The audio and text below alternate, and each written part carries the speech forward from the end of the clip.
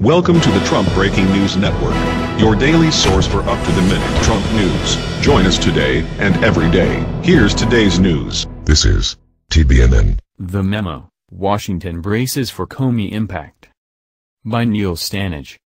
James Comey's appearance before the Senate Intelligence Committee on Thursday will be the most dramatic congressional testimony in decades.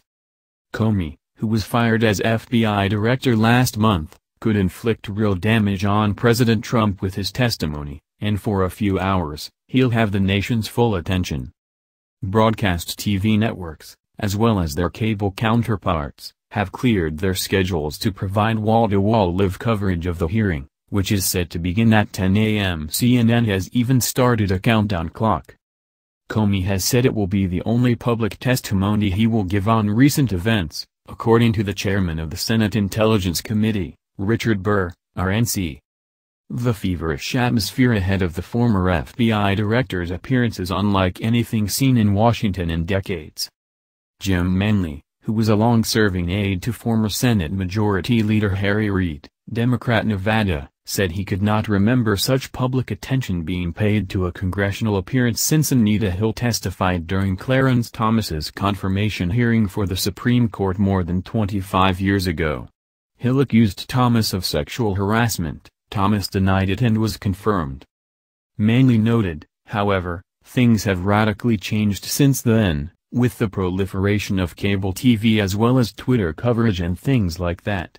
From a media perspective, this is going to be wildly different.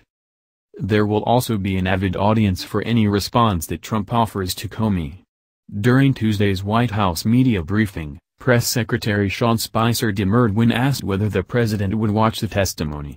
Spicer said only that Trump has a full day on Thursday. Trump, meanwhile, said, "I wish him luck" when asked about Comey's appearance. The president is set to give a speech during the latter part of the Comey hearing, opening the possibility that he could be watching, and tweeting, in the opening hour. Trump's Twitter use has once again been the subject of controversy since the weekend. He has used the social media platform to criticize the mayor of London, his own Justice Department and the Gulf nation of Qatar.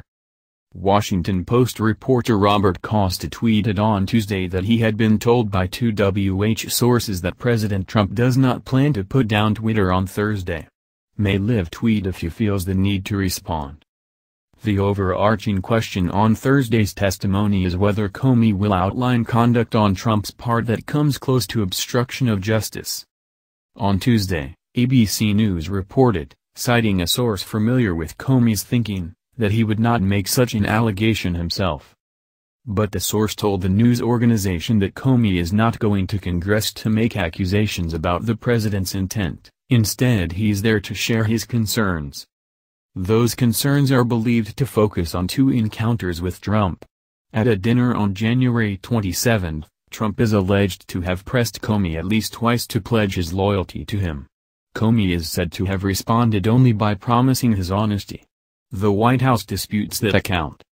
Comey is also believed to have kept a memo detailing a subsequent meeting with Trump on February 14, the day after National Security Advisor Michael Flynn had been fired for giving misleading accounts of his communications with Russian Ambassador to the United States Sergei Kislyak.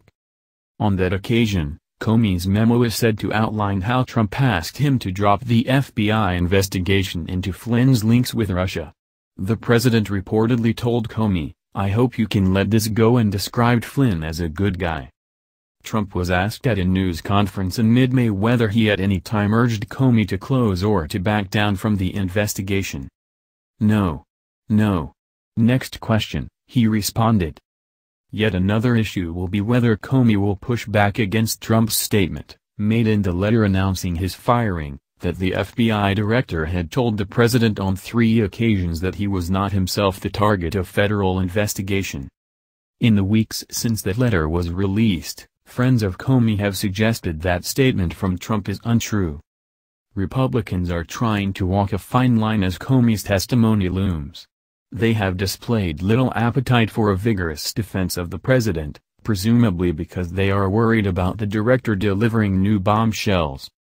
At the same time, some in the party are questioning why the more damning details of Comey's encounters with Trump have only come to light since his firing.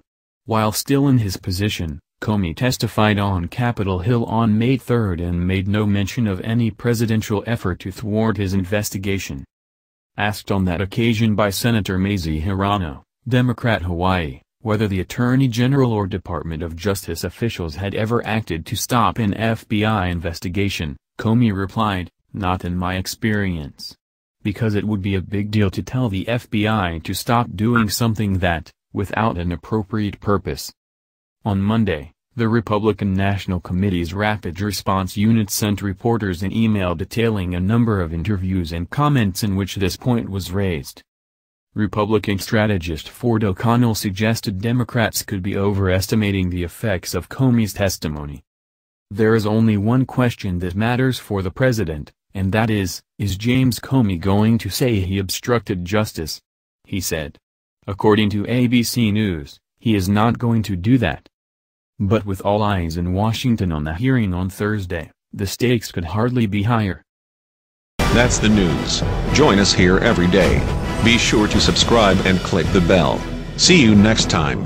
This is TBNN.